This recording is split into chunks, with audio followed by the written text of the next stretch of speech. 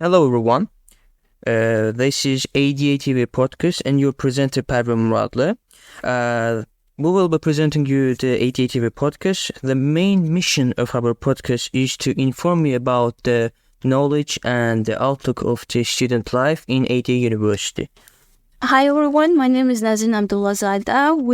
I would like to welcome our guest speaker, Gunel Asgarova, who is the manager of the student life at ADA University. Besides her title, we know Gunel Hanım for her kind personality, writer career, and also she has always been someone whom every club administration and student can consider for advice and support. How taking the burden of student life is going, Gunel? Thank you very much for invitation, first of all. And now is the period of time when we are preparing for the active student life, which will start actually from September and will last till the May, till the graduation. So now we're preparing for one of the biggest events, which is orientation, to greet our new students and also to start our events for the current students. Okay, from your perspective, how would you actually portray a beautiful, let's say, ideal student life? I want to take you back to a little bit your young ages, and what was your formula actually? Thank you very much. Well, during my young ages, and I think that the people of my generation, there was a big lack of socialization, and what we did, we just studied, and that's it. So, but here at ADA University, actually, the things that we do at ADA University for the students, I don't think that they repeat at other universities, but I will not compare here now. So here the main aim of this perfect student life or ideal student life is to combine the academic part and the social part. Because previously I was working as a career advisor and employer coordinator. So what I saw that the companies would be really grateful for the applicants who are experienced in the social life, rather than those who just read and study. So we need to each students need to understand that they have to combine the social part and the academic part. And we have successful examples of these people who can do great in academic life, and at the same time they're really active in their social life. They're participating everywhere. So the first need to start at least from volunteering. Do you think that actually this generation is successful at applying this, let's say, ideal student life, or what they lack? I think that this generation the only thing they lack is the understanding and understanding of what they can lose. Because some of them don't really understand how many opportunities and chances they have now. And they're too busy with some, let's say, not important and not efficient things for them, such as stucking in the internet, scrolling the Instagram and the TikTok and so on. So just spending their time for nothing, for not gaining anything in their life. I think aimlessness is... Exactly. So they can't actually understand the pressure of their living in during this period of time when they have so many opportunities, and instead of spending time on just scrolling the Instagram, they can read a lot. Actually, internet is a huge source of information which could be used. But younger generation doesn't understand that, and this is bad. The only thing they lack is understanding of this losing of their chances, let's say. Thank you very much. I would like to continue the question with this. For those who are freshly joining the ADA family, what notable student life privileges events are offered within ADA community for students? So in other words, what comes into your mind when we talk about student life privileges and events? And also, how does this experience correlate with your vision of an ideal student life? As you said, you didn't have such ideal student life back then. So how do you try to complete your vision in our university? Sure. Exactly. Thank you very much. So first, I'd like to start that before working at AD University, I was working I was in the Education USA system and helping school children to get access to the universities, both here in Azerbaijan and abroad, specifically in the United States. So I was working with a younger generation for a period of 12 years already. And when I came to ADE, I was in the beginning of the road for ADE and for me both, because back then we have we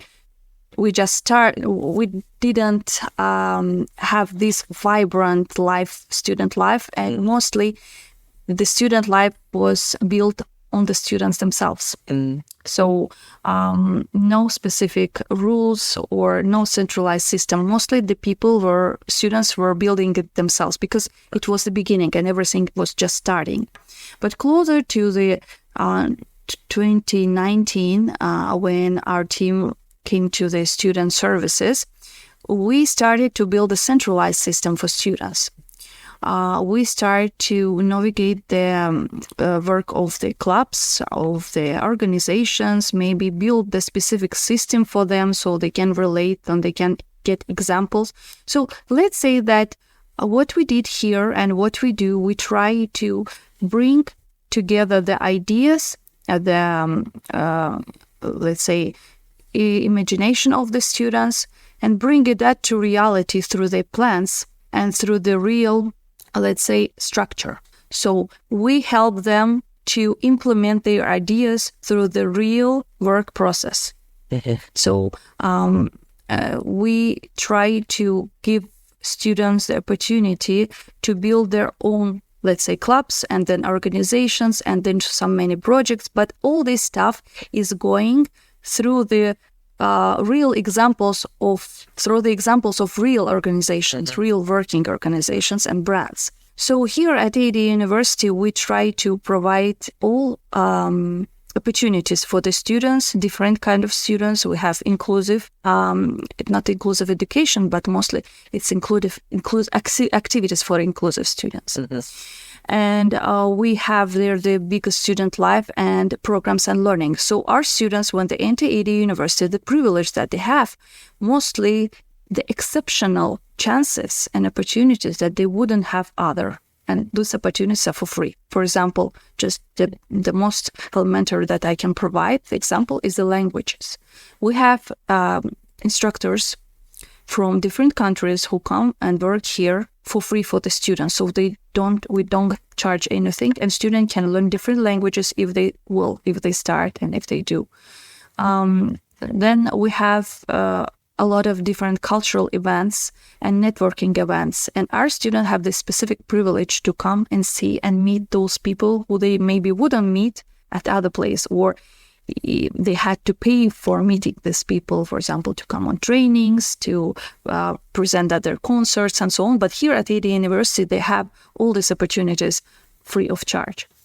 And as for clubs and organizations, we have different kind of clubs and students can join them. Yeah, so it's also a privilege. And every time when they want to learn something, they're welcome to come. They're welcome to find out, and we will be happy to provide needed support. Thank you. Thank you so much for your answer. As we have already touched upon newcomers, we know that the entering university is a new journey and introducing to a new environment which have rules, but students are not aware. And are there any planned events for introducing, let's say, newcomers to student life? For example, as I remember from my first year, we had honor code ceremony, which we were pledging a social contract among ADA community. And does it really help students being introduced to community rules, let's say? Mm-hmm. So each year we work on it. We work on improvement of the events for the newly accepted students. As you know, we have the honor code and the code of conduct with the main core rules for the university. And these are really important rules which students should follow. But unfortunately, during the events, even during the big orientation events, sometimes students don't listen, don't pay attention. They don't read emails which we sent, because we sent everything. Fair. But I think that now is a period of time when everything goes so fast that they are bored to read it, two sentences rather than reading the full document. So they miss this information, and then they violate the rules, and then they get problems, because the people who violate the rules, we talk to them, and we have the warning procedures and penalty procedures, and it's really painful for us to see how students are those who didn't pay attention to the rules. At the end, they have to pay that penalty, or they have to get warning. And we understand that this is kind of the kid who didn't know how to approach the situation, or maybe didn't pay such a needed attention to it, because we don't have this kind of things at schools, and they don't have, let's say, previous experience with that. So each year we are, let's say, developing and improving, and this year we are going to have orientation for students, and it will be this week already, starting this week. Yes, we'll have on September 2nd for master students, on September 7th for new undergraduate students who coming for the first course, like starting their education in English language, and for EAPP on the September 8th. That's why this time we analyze the situation, and we'll do some kind of surprise for the students. We plan for doing it more, let's say, laconic, concise, precise, and more interactive to grab their attention. Because new generation has a less, let's say, attention span, and we have got used to scrolling on the social media, which is one of the challenges for us to focus on. So I think that it's a nice approach and interesting. I think one of the main factors to take into account is really anything that is trying to be shown to newcomers, new students, should be short, concise, and very informative. Because longer bursts of any video, any information, any kind of meeting has diminishing effects on returns, unfortunately. So I would like to continue. Yes. As we talked about honor course ceremony, now I would like to continue with another chapter of AD student life, which is approaching. It's clubs. Mm-hmm. Club registration is approaching. So I would like to ask you, why should students really join clubs, and how could they do it? Also, what is the standard registration process for a new club? So some people like to join, but some people like to create their own path. So how could they do it? So, yes, we have a number of clubs at AD University. So some of them, so each year what we do, we get the statistics of those clubs who are really working and those clubs who are passive somehow. And then we exclude those clubs who are passive from the list, and give opportunity for new clubs to emerge. The process takes place in October generally.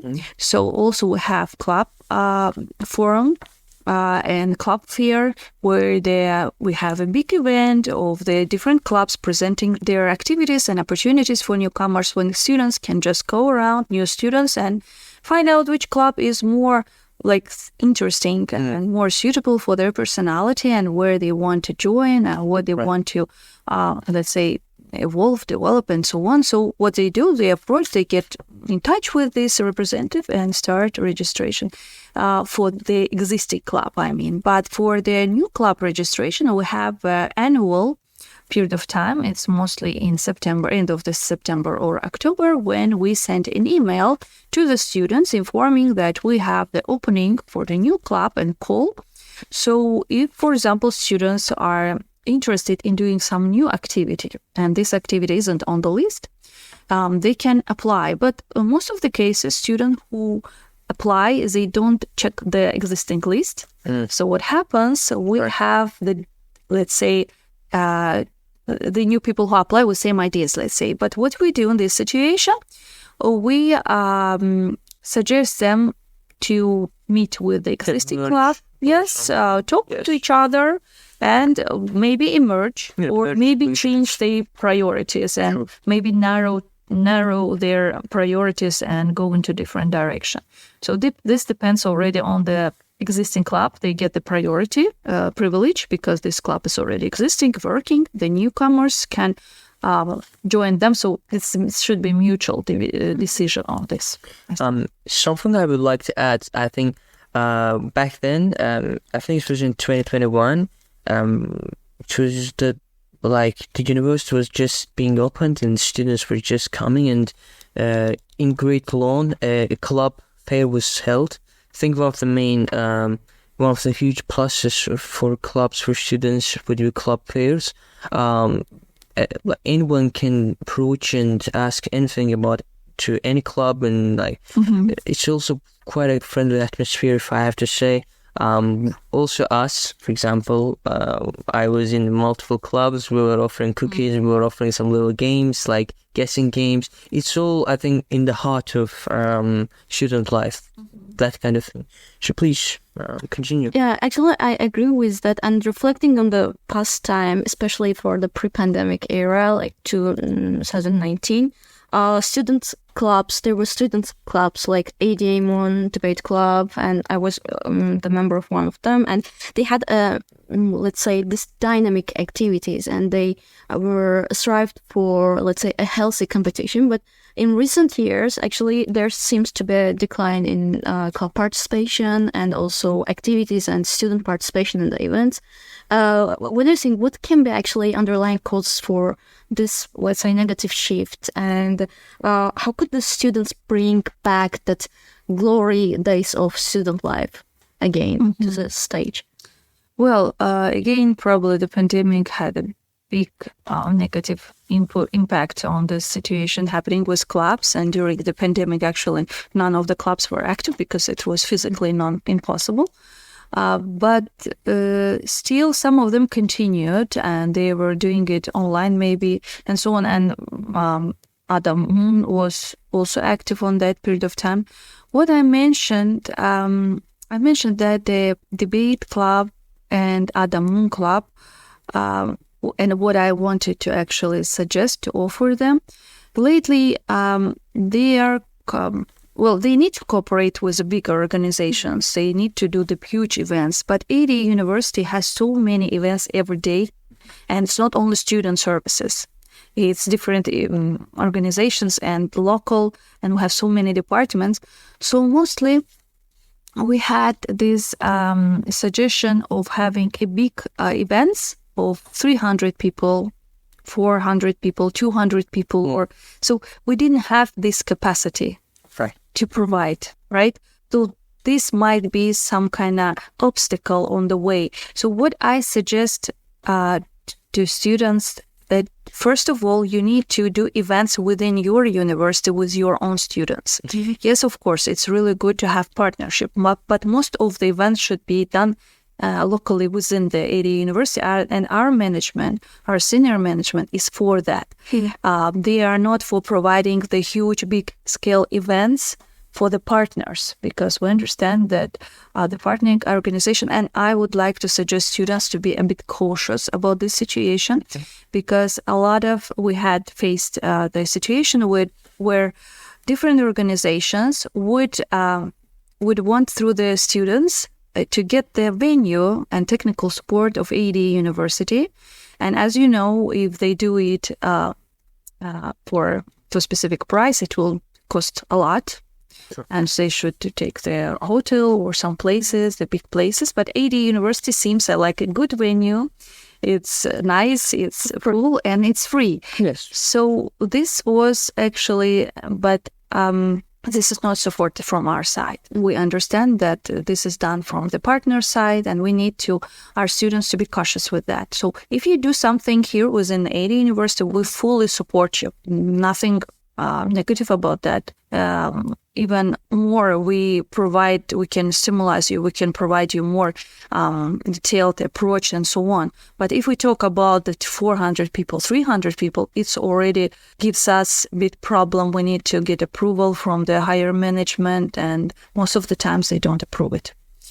So I think this was an obstacle. The cooperation with the bigger organizations and the intent of bigger organization to hold their own events with their aims at AD University, because we get the statistics, and for example, 60% of the people were from their side and only 40% people were from our side. We need to do it differently. We need to have 60, 70, 80% of people from our side and then 20% of people from this side. Okay. So this is, I think this was a problem. And the second, maybe the interest of the students, maybe the promotion of the clubs, it also may take a role. If you just to compare that, you probably know that Open Gamer and the Barbie film was recently released, and the Barbie got more money than the Open Gamer. Yeah, the fun fact, actually, the Barbie almost got more than like combination of Mission Impossible 7 and Oppenheimer combined. So this actually the answer to the second question, why people are not. So this is this shows that the interest of the people differ. And there are less students who are interested in more serious things. That's why maybe. I would like to say that the most of the students lack the will and like the commitment. For example, some clubs, for example, ADA Moon Club, they hold simulations, they hold conferences. As a member of club, you could take part in it. Like you could actually. But it requires a lot of commitment, a lot of preparation and research. So not everyone wants to do it. But for example, if we talk about watching movies, then most of the people would agree to watch a movie on behalf of a club. So I think that's one of the things. Continuing on with the theme, what we have talked about applies to students who are extroverted, who are sociable, who like to push themselves into more social situations. But AD University has a lot of students who are also introverted, who don't like to get out of their shell and therefore do not experience new student life that is brought to them by university. By student services, how would you bring them into the life? Because it's a huge issue. How would you include them? Okay. Yes. So we have different kinds of students. The extroverted, they are always here. They come themselves. They are stars, and introverted students who are a bit complicated in approach to the socialization. They are shy and they have complexes most of the time. They are not confident. But what the way we started, actually, we are doing this. We're doing it through volunteering activities. And even those who are shy and introverted, they can try themselves, and there is no boundaries and there is no pressure on them to show themselves or to start. We ask students, what role is more convenient to you? Do you like to do this or that? Because we can not put the pressure on the introverted people and ask them to come on the stage or stand in front of people. So we do it slightly, we do it really softly, we approach to them.